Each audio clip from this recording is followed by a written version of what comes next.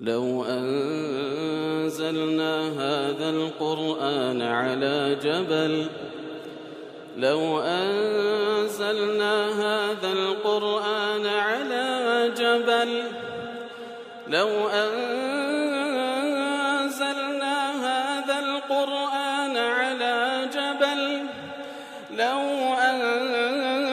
أنزلنا هذا القرآن على جبل لرأيته خاشعا متصدعا من خشية الله وتلك الأمثال نضربها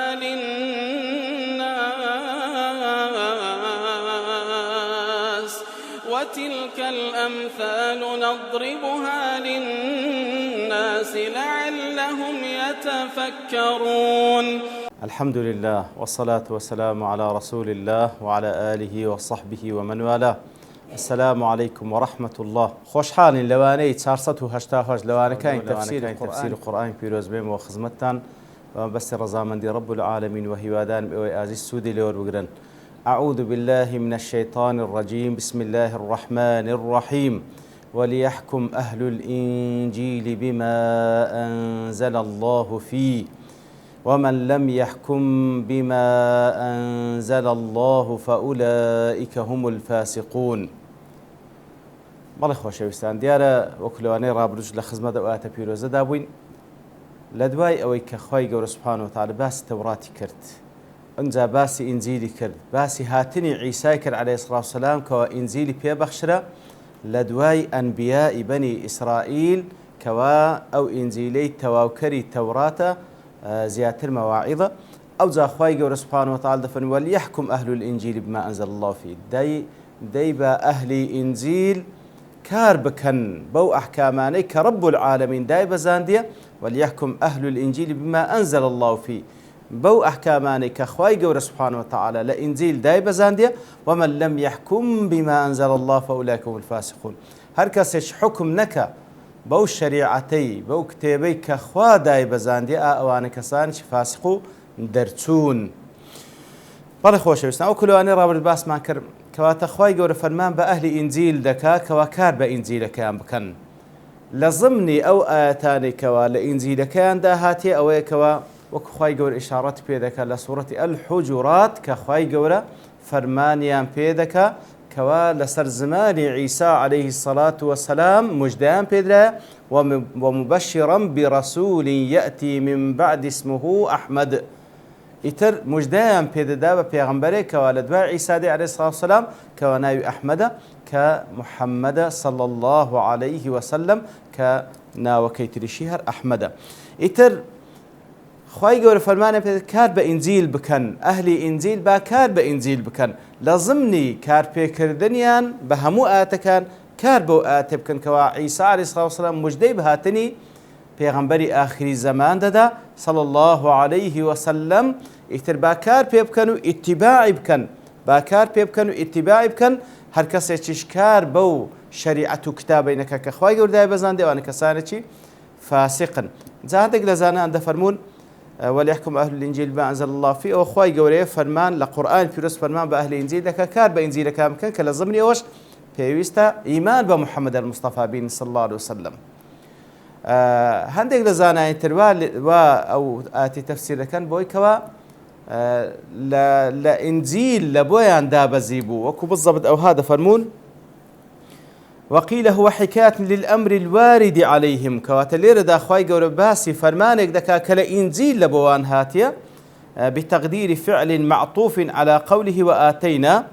كالبيش يدفن وآتيناه الإنجيل لو إنجيل تشت يداهات ما ورد فيه أي وآتينا عيسى ابن مريم الإنجيل فيه هدى ونور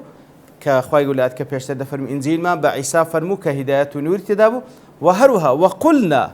تيدا لناو إنجيل خواهي قول فرمي بيان ما نقول ليحكم أهل الإنجيل بما أنزل الله فيه ليحكم أهل الإنجيل بما أنزل الله فيه كواتا بوش وجه ليك درايتوا واتا هلا إنجيليش أو إنجيلك وكو نور هدايتك خواهي قول بعيساي فرمو بو بعيساي بخشي ولا بني إسرائيل لوين درش خواهي قول فرماني بيكربون كوا كار بكن بو إنجيلي كلبويان دابزيا إتر سواء بو تفسيري كوا أو حكاية لما ورد في الإنجيل خو يقول ما باز ذكا كواتا لازمني أو أمريكاني إنجيل بو يعني وتهل قرآني بيروز أخوة يقول فرمانة بي وليحكم أهل الإنجيل لهور دولان معنا كيهر أو دقيني تو كوا أجر كار بكن بهمو فرمانة كان رب العالمين كالإنجيل ده هاتيا لازمني أوش كتيدا هاتيا بيويستا أو بيغمبري كمجدبة هاتني دري على سر زمان عيسى عليه الصلاة والسلام بيويستا اتباعي بكان شوي كوتي أو بن كمحمد المصطفى صلى الله عليه وسلم. لا تفسير أضواء البيان إمام الشنقيطي رحمة خوي ليبي باز لا مناقشة ومناظرة يقدر لنيوان نصرانية ومسلمانة لنيوان عالمية نصراني وعالمية مسلمان ضل عالمة نصرانية كا ضل داولة مسلمانة كيدا كا ولا با مناظرة بكين لسر إسلام ونصرانية يتر أويش استعداد نشان دا نصرانية كدلتن دو دين مان لبيشة ياخذ دو بيغمبر هيا يتشان متفق عليه يتشانش مختلف فيه أويك متفق عليه عيسى عليه الصلاة والسلام أويك مختلف فيه محمد صلى الله عليه وسلم أو قصي نصرانك لبروي عيسى هردو لامان متفقين لسرويك وبيغمبر إخوة بلا محمد صلى الله عليه وسلم بقصي أو مختلف فيه بروي أنقود رسول الله بلام أوان وكو نصرين نالين رسول الله كمان أحقتنا كمان مستحقتنا اتباعي بكري المتفق عليه أو المختلف فيه طبعا عالم مسلمانك ضليتا لهموش تيج أصل وايا كدو مسألة ما ديتا بيشي المتفق عليه اتباع بكري نوق مختلف فيه ايدي ضلي ورن انقوش ايمان بمتفق عليه بين كوا عيسى عليه الصلاة والسلام عالم مسلمانك ضلي انقونا كوا خلافي متفق عليه دزولينوا انقونا خلافي متفق عليه دزولينوا ضلي بروي او عيسى كوا متفق عليه ايمو انقوش ضلين كوا بيغمبري خوايا اما اتباعي اوج دكن بوي كوا مجديده بهاتني بيغمبرك صلى الله عليه وسلم بيغمبري اخر زمانه بلان انغو خلافي او بيغمبري دكن كوا متفق عليه كاتكوا مجددان بيداتن بهاتني بيغمبري لدواي خوي كهاتي انغو اتباعنا كان كواتا انغو خلافي متفق عليه نوق ايما كواتا ما دام او متفق عليه به پێویستە اتباعی بکەن لە هەموو فەرمانەکانی لە ضمنی ئەوەش کەوا موجدە بە هاتنی پێغەمبەری ئاخری زەمان دەداتن کەواتە ئەنگۆنە خلافی متفق عليه دەزولێنەوە فبهت الذي كفر. بەڵێ ئیتر لە دوایەوە خوای گەورە دەفەرمی ومن لم يحكم بما أنزل الله فأولئك هم الفاسقون. هەر کەسێک حکم بەو شەریعەت و بەو کتێبەینەکە کە خوای گەورە دایبەزاندێ ئەوانە کەسانێکی فاسقن. زانایان دەفەرمون لێرەدا فأولئك هم الفاسقون تذييل مقرر ومؤكد لوجوب الامتثال لأحكام الله تعالى. كواتا أو بشيء كوتاي آتك تأكيد تقريري أو إذا كوا بيويستا جورالي فرمان كان إخوائي جوربكي كوا داي بزاندية أي ومن لم يحكم بما أنزل الله هركسك حكم نكابوي كإخوائي جوردابز فأولئك هم المتمردون أوانا نكوا درسوين لفرمان إخوائي التمرد ينكر الخارجون عن جادة الحق لجادة حق لا يندايا. خاوني تفسيري منار دليتن دلي وأنت إذا تأملت الآيات السابقة ظهر لك نكتة التعبير بالكفر في الأولى والظلم في الثانية والفسوق في الثالثة. ذلك تمشاب كل آيات كان كم زار فرموها ومن لم يحكم ما أنزل الله فأولئك هم الكافرون فعشان فرموي فأولئك هم الظالمون فعشان فرموي فأولئك هم الفاسقون. ففي الأولى كان الكلام في التشريع لآتي كان باز للشريعة دكاتا وإنزال الكتاب مشتملا على الهدى والنور لأن ذلك باز لك دابزين التوراة كتاب إخوة هداية نور تدا والتزام الأنبياء وحكماء العلماء بالعمل والحكم ولو ذلك باز دكاتا كبيغمبران بني إسرائيل وهروها أحبار بابرين رباني وأحبار كانشيان علماء كانيان كاربوا توراتك كخواي جورة دايبزاندية. فكان من المناسب أن يختم الكلام ببيان إن كل معرض عن الحكم به فاتلوين دري كباز لو ذكر أو توراتيك وكو شريعتي خوا داي بزان بني إسرائيل كبيغمبراني بني إسرائيل علماء ورباني كان بي ملزمبون كواتل لوين دري أوزد فرم هر كسك بش لحكم خواي جوربكا آماده نبي ملكذبي لبوي ومؤثرا لغيره عليه غير شريعة خوا تفضيل كرس شريعة خوا طبعا بي كافر دبي لآتي دوام دلي لوين لآتي دوام باز لأصل كتابك هناك كركن إيمان وكل آتي كم باسكر بلكو في عقاب المعتدين على الأنفس والأعضاء بلكو زيادة لوين دري لآتي دوام باز لو كأواني كوا سنور دبزين لو كوا تعدى لغير نفس خوانو تعدى لأعضاء مقابل كان دكن لوين دري باز لأصلي كتابك هناك كوا أصل إيمانه بلكو باز لأحكام كان دكاتن باز لقصاص دكاتن فمن لم يحكم بحكم الله في ذلك يكون ظالما في حكمه هكسك حكم نكاب ويكوا خواي وردا بزان حتما ظلم دكا لبريو لوين دري باز لعدالة رب العالمين دكا كسك بنا حق كسك بكجي يان يقلا أندا مكاني لا شيء تلبكا بيويست همان حكمي لسر بدريته أو كواسر بيسع حكمي بكا ديار الظالمة لآتي سيام كباز لهداية إنزيل لك كوازياتر هموي آموجاري وآداب وترغيب في إقامة الشرع على الوجه الذي يطابق مراد الشارع وحكمته وهو لآتي سيام كباز لإنزيل لك باز لموعظة كان إنزيل لك نهروها هانيا دال بويكا شريعتي خوا بوشيوي زيب كان كخوادي سبحانه وتعالى فمن لم يحكم بهذه الهداية ممن خوطبوا هركسيك حكمنك بو هدايتك وخواي قورا لنا بداية بزاندية أوان فاسقا بالمعصية بمعصية سربيت كردن والخروج عن محيط تأديب الشريعة إثر أوان دردسن لسنوري تأديب كردن بالشريعات أو بوشيوي بابلين لا تفسير منار بازكا لا تفسير أضواء البيان ضل الكفر والظلم والفسق كلها يطلق على المعصية بما دون الكفر وعلى الكفر المخرج من الملة نفسه وكبازك ضل ديارة وكباس مانكر كلير داخل قرباس لكافرون وظالمون فاسقون دكاتن ديار كفر والظلم والفسق للقرآن بيروس بويهاتيا بحكم ويهاتيك زارواها بخروج عن الملة حساب ذكره بتواتل دائرة الإسلام في دردتي بو كفر وظلم وفسقي بو ما ناشاتك وكو معصيته كبيرة وجناه شيء جورية برام ناقات حد ويكوا لدائرة الإسلام في درد بس ناقات حد كفر يتنمونه يدني توا دله مثلا كفر هاتي بمعنى معصية وكوتي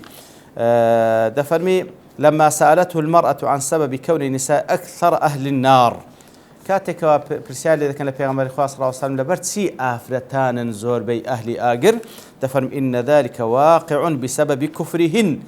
لبر كفر كان زور بي آفرتان توش كفر دبن فعشان كفر كي بتسيليك دا صلى الله عليه وسلم كفران العشير واتا أويكوا وكو أوزل حديثي تر بين صوصهم روين دكاتو ويكوا أجر همو جيان تساكي لقلبكي زور بي آفرتان همو جيان تساكي لقلبكي يخراب اللي بندلا قد ساكم لتونا ديتيا هيت خوشم لتونا ديتيا أو كفران العشير كوات اللي ردا كبين صلى الله عليه وسلم كباسي لكفر كرد معناني أو كفري كوا لداري إيمان دريان دسويني بلام بمعنى معصية دي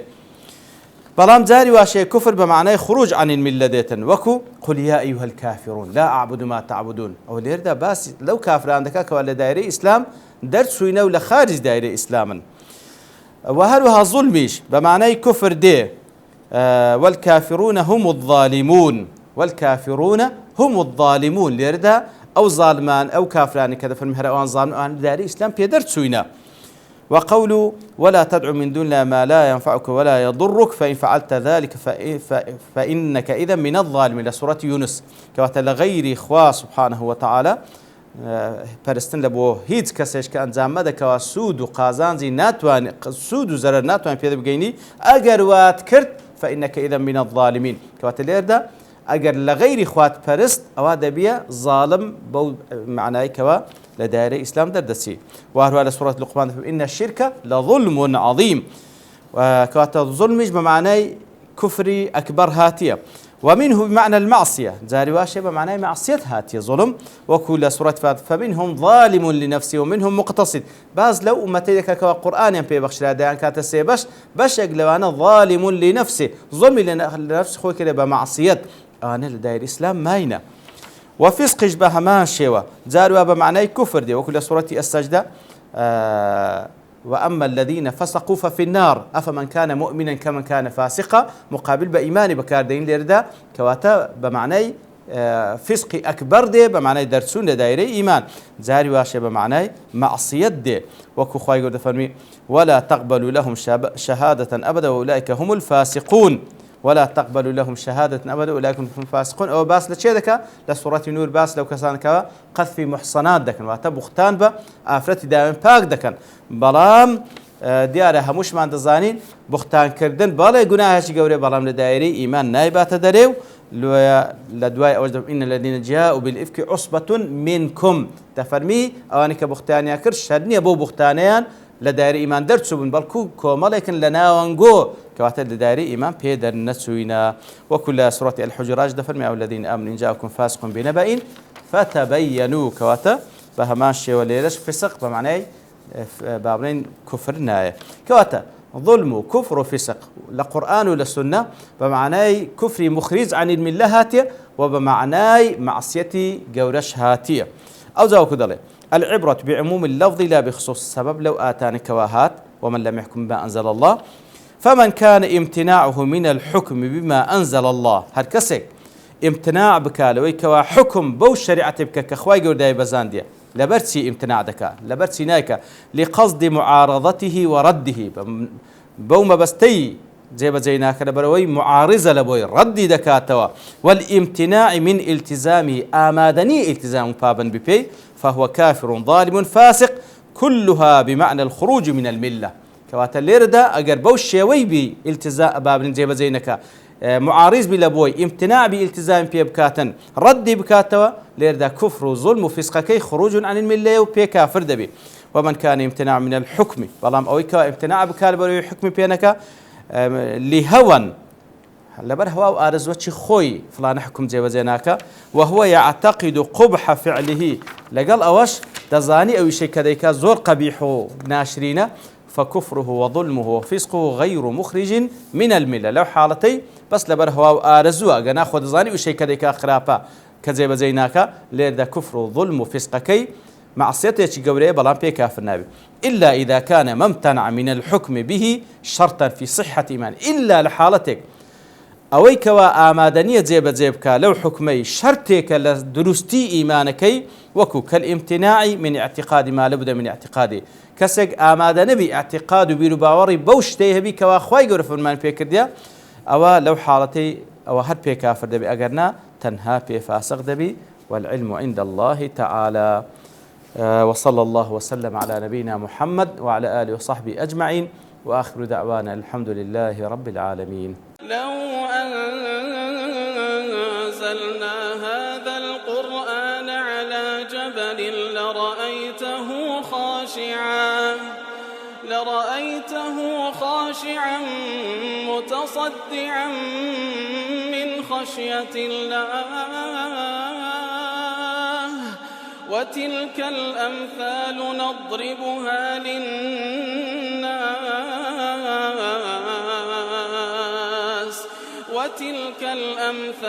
نضربها للناس لعلهم يتفكرون